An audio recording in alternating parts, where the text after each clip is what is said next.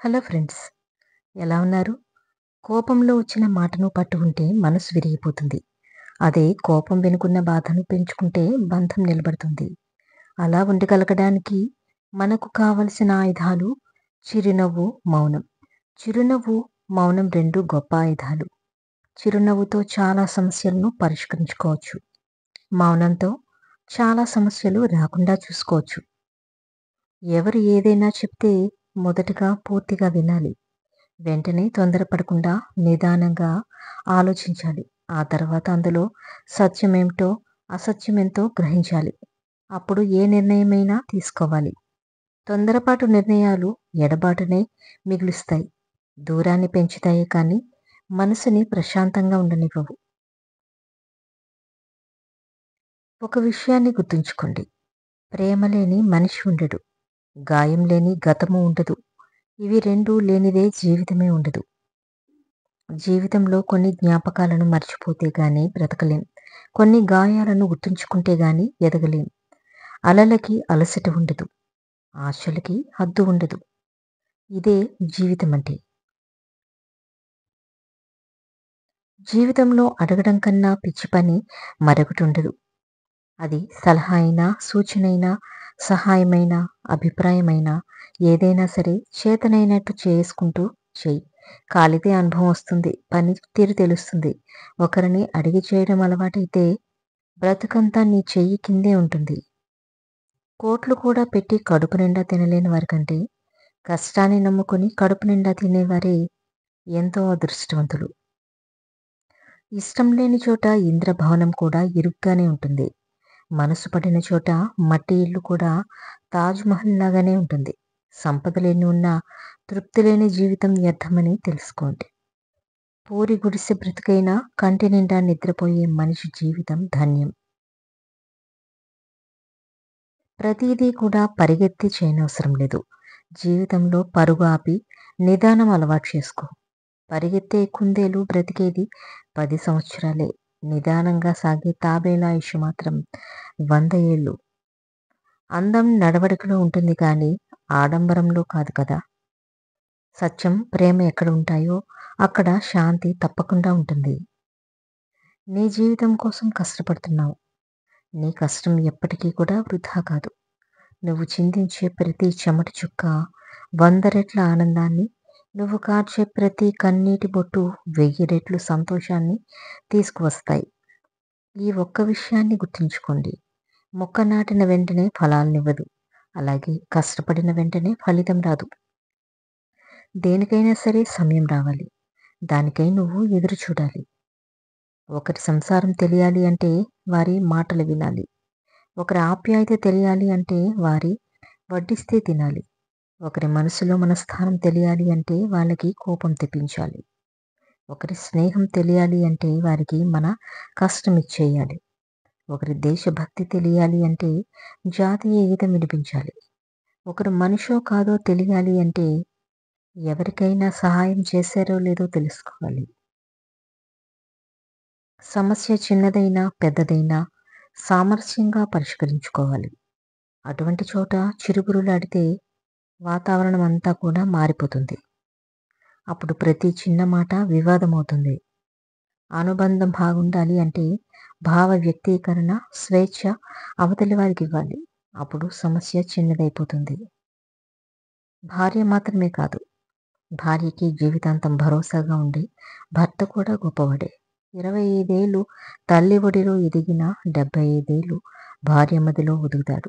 బంధంలో స్వార్థం ఉండకూడదు. సర్దుకుపోయే గుణం ఉండాలి. భార్య తట్టుకున్న పురిటినొప్పులు గొప్పవైతే తన భార్య పిల్లల భవిష్యత్తు కోసం భర్త పడుతున్న తిప్పలు కూడా గొప్పవే. అందుకే భార్యాభర్త ఇద్దరూ సమానమే. ఎవరూ కూడా తక్కువ కాదు, ఎక్కువ కూడా కాదు. తల్లి పోతే బంధం పోతుంది. తండ్రి పోతే బంధుత్వమే పోతుంది. సోదరుడు పోతే బలగం పోతుంది. కొడుకు పోతే కురివి పోతుంది. కానీ భార్య పోతే సర్వం పోతుంది అంటారు. భార్య ఉన్నప్పుడే భార్య విలువ తెలుసుకుని ప్రేమగా చూసుకో. అన్ని బంధాలు మధ్యలో ఆగిపోతాయి. కానీ జీవితాంతం నీతో పాటు వచ్చేది నీ భార్య మాత్రమే. పొలంలో ఏముంది? గుణంలో ఉండాలి కానీ మతంలో ఏముంది? మానవత్వం ఉండాలి కానీ రూపంలో ఏముంది? అందమైన మనసుండాలి కానీ బంధంలో ఏముంది? మన అన్న ఆలోచన ఉండాలి కానీ ఎక్కువగా ఎవరిని నమ్మొద్దు. మోసపోతావు. ఎవరి కోసం ఆలోచించుకో. వాళ్ళకి అలుసైపోతావు. ఎక్కువగా విలువని ఇవ్వకు. గౌరవాన్ని కోల్పోతావు. ఎవరిని ప్రశ్నించకు. శత్రువైపోతావు. ముందుగా నా వాళ్ళని ఆలోచించడం తగ్గించు. ఎవరి నుంచి కూడా ఏమీ ఆశించకు. అప్పుడే నీ జీవితం సంతోషంగా, ఆనందంగా ఉంటుంది. గోరు పెరిగితే దాన్ని కత్తిరిస్తారే తప్ప వేలును కాదు కదా! అలాగే మనస్పర్ధలు పెరిగితే నీ అహాన్ని కత్తిరించు, బంధాన్ని కాదు. ఎవరు ఎంత అందమైన వేషం వేసినా కాలం వారి నిజ స్వరూపాలను, గుణాలను ఎప్పుడో ఒకప్పుడు ఏదో విధంగా బయటపడేలా చేస్తుంది. ఒక విషయాన్ని గుర్తుంచుకోండి. నీకు విలువ లేని చోట మాట్లాడకు. ప్రేమ లేని చోట ఆశపడకు. నిన్ను నిర్లక్ష్యం చేస్తున్న వారి కోసం ఎదురు చూడకు.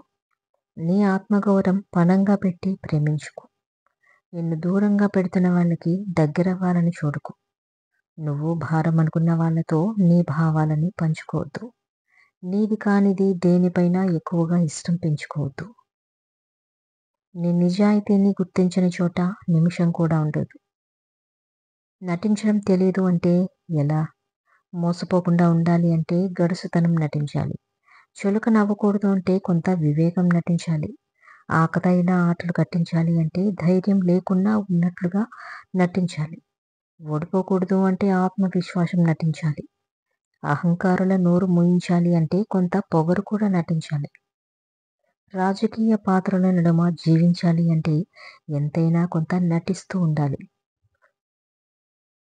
వేరొకరితో శారీరక సంబంధాన్ని కొనసాగిస్తూ పెళ్లి బంధానికి సిద్ధం కాకండి. పెళ్లి బంధాన్ని కొనసాగిస్తూ అక్రమ సంబంధాలు పెట్టుకోకండి.